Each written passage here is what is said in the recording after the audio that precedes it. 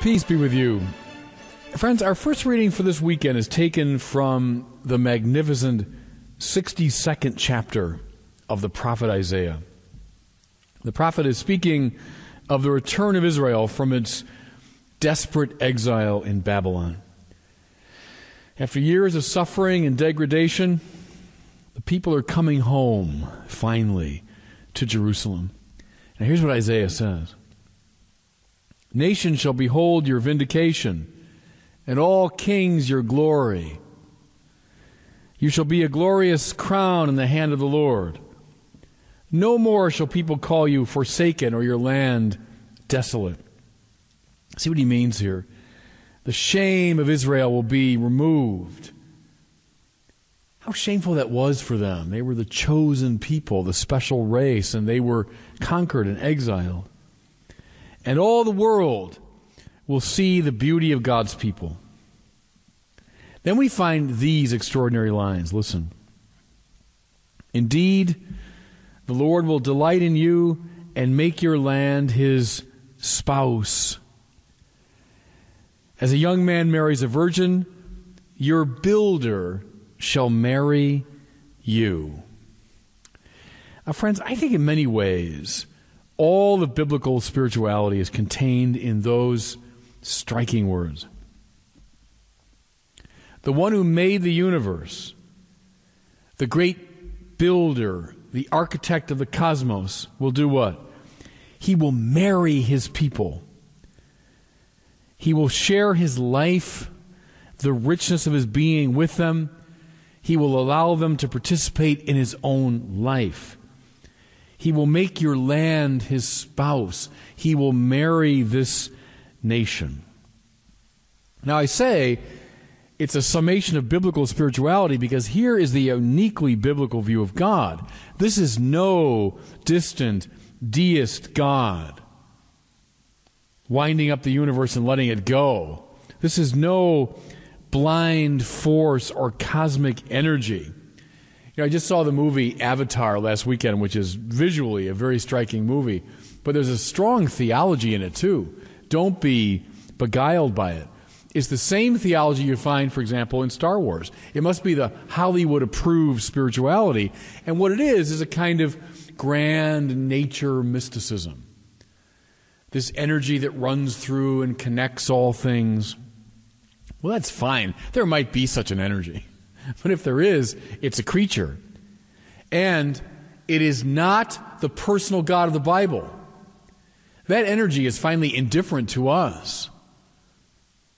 No, the God of the Bible is a person who speaks and acts and now declares his intention to marry his people Israel.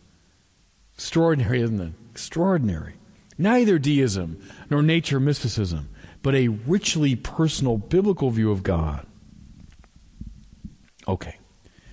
As I said to you 1,000 times, Jesus is not one prophet among many, but rather he's the very embodiment of the God of Israel.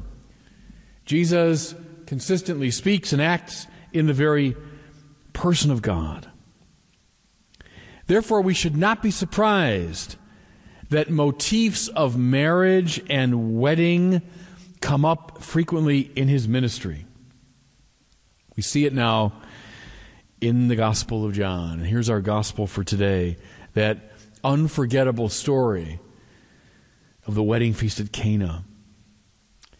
Now see, I realize at first blush it can seem incongruous, perhaps even a little bit disappointing and anticlimactic, that Jesus performs the first of his great signs at a wedding feast, and for the purpose of increasing the amount of wine.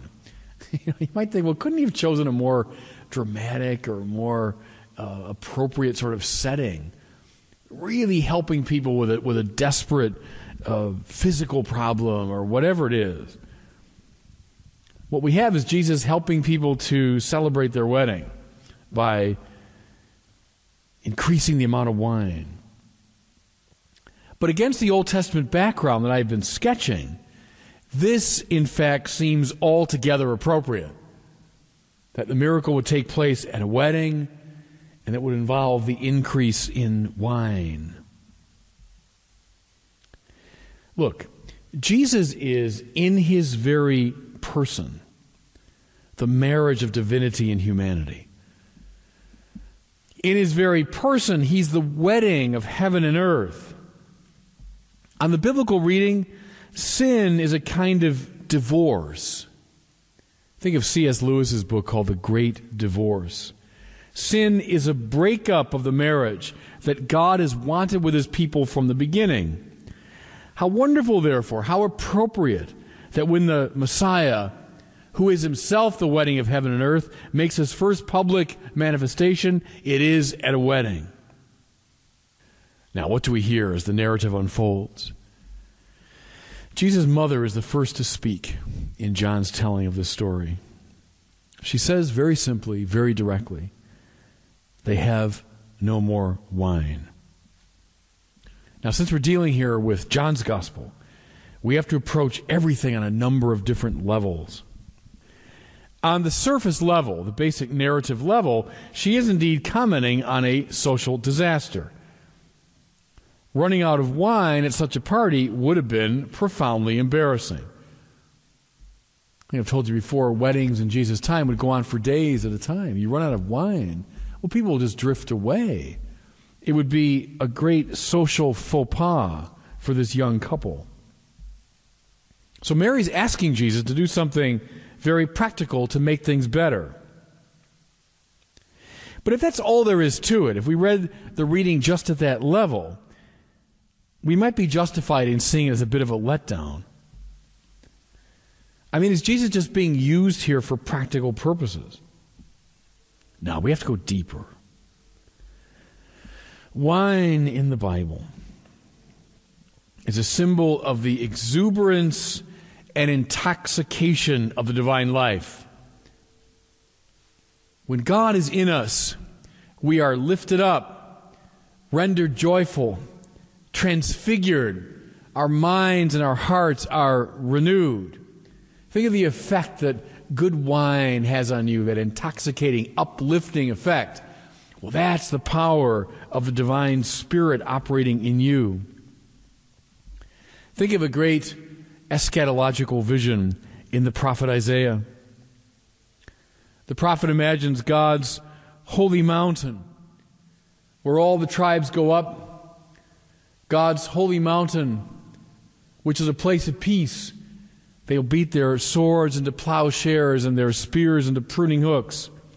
It's also a place, remember, of a great banquet where juicy meats and pure, choice wine are served. That's the Old Testament vision of the human community now filled up with the Spirit of God. It's a place of good wine. Therefore, when Mary says they have no more wine, she's not just talking about a practical problem. She's speaking at the symbolic and spiritual level about a great lack at the heart of Israel, and indeed at the heart of the whole human race. We've run out of the exuberance and joyfulness that comes from union with God. We've run out of the divine life. We're no longer intoxicated, uplifted, transfigured, transformed by God. The great divorce has resulted in no more wine. Now we can see, as we read the story more symbolically, precisely why Jesus calls Mary woman. Woman, how does this concern of yours involve me? And see, we can be easily misled into thinking he's being curt or disrespectful.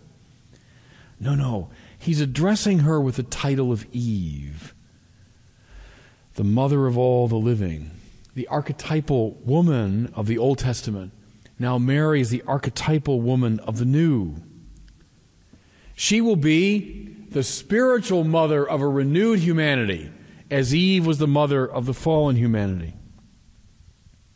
She's representative here, I think, of all of suffering humanity, all of suffering Israel, complaining to God that the joy of life has run out and asking for grace. Her next line is her last line in the Bible, the last time we hear from Mary in the Bible. And what a line it is. Do whatever he tells you. She's instructing the stewards to do whatever Jesus tells them. Here now, as we read the story more symbolically, she's the voice of Abraham, of Isaac, of Jacob, of David, of Moses, of Isaiah, Jeremiah, and Daniel, all of those who over the centuries called Israel to fidelity. Do whatever God tells you, and you will find life, even if the command is harsh and painful. That's the hinge, isn't it? God sent the prophets one after another to tell Israel what to do. Why? Because he's bossing them around? No, because he wants to give them life. The trouble was, Israel did not do whatever God told them. So here's Mary now, summing up all these great figures and saying very simply, do whatever he tells you. What are you going to find thereby? You're going to find the wine that you've been missing. Jesus then instructs the servants to fill to the brim 6 water jars used for ceremonial washing. Again, this seems like an incidental detail, but with John we always have to dig at deeper levels. The jars are evocative of the entire tradition of Jewish religion. Jewish religion and ritual, all the ways that Israelites tried to make themselves acceptable to God. Mind you, Jesus is not discounting this. How could he? Since God himself is the author of the law and Jesus is divine. But rather, he elevates it and transfigures it. He wants human beings to bring all of their powers and all of their achievements to the table. He wants them to bring all the power of religion and ritual to the table. But then he changes it. He elevates it into the wine of the divine life. Look how much there is. 360 gallons of wine. Friends, when we're hooked up to the divine life, when we are married to God, life never runs out. There's the message. And this is why this is described as the first of Jesus' signs. It's meant not simply in a chronological sense, but a spiritual one as well. This great sign at Cana is the archetype of all of Jesus' acts and words and miracles. Join yourself to the divine grace, and life, the good wine, will never run out. And God bless you.